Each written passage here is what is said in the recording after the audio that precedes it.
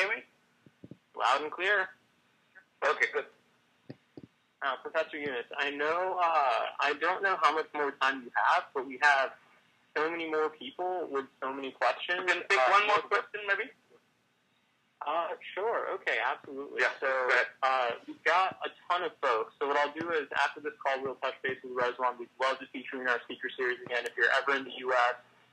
Or in any university. Yeah, of course. So let's go to David Liu and Ned Liu. David and Ned are interesting. They're two brothers. And David's actually a high schooler who's very active in microfinance, and they're staying up late. I think it's now pushing a little past midnight in their time zone to ask you this question.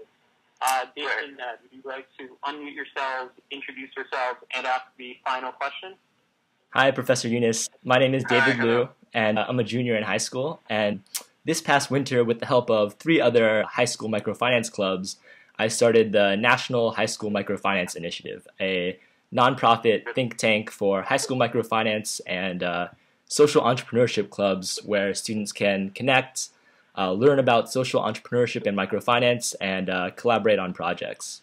My question was, as high schoolers, we don't have the access to the resources that college microfinance programs do, and I was wondering if you had any thoughts or suggestions about ways for high schoolers to be involved in more tangible experiences related to microfinance. I was thinking more hands-on projects that go beyond using online microcredit loaning websites such as Kiva and Zadisha. Yeah.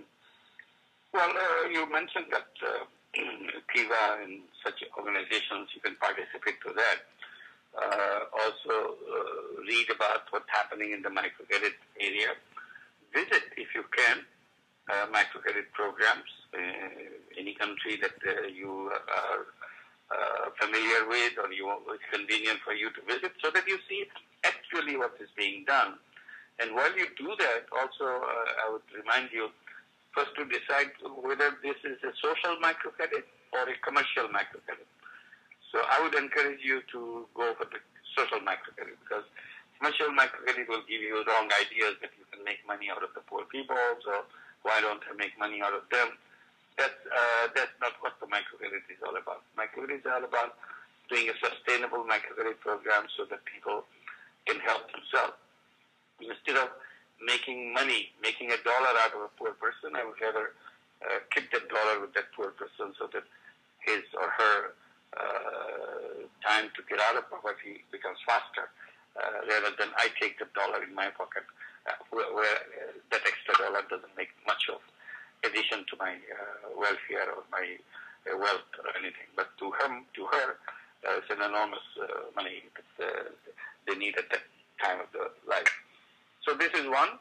And then you can go and see, if you're in the U.S., for example, there are Grameen microcredit program right there in the U.S., in Boston. There's a microcredit program in Boston and several other areas. There are 8 branches in New York City. Mm-hmm. And there are many others in Los Angeles, San Francisco, and several other cities. So you can go and visit and work with them, to be associated with them, find out. You may contact Grameen America headquarters in New York City, see how you can become relevant for them, how you can be useful for their work in one city or another, or as a whole group of branches around this country. Great. Thank you so much. Thank you.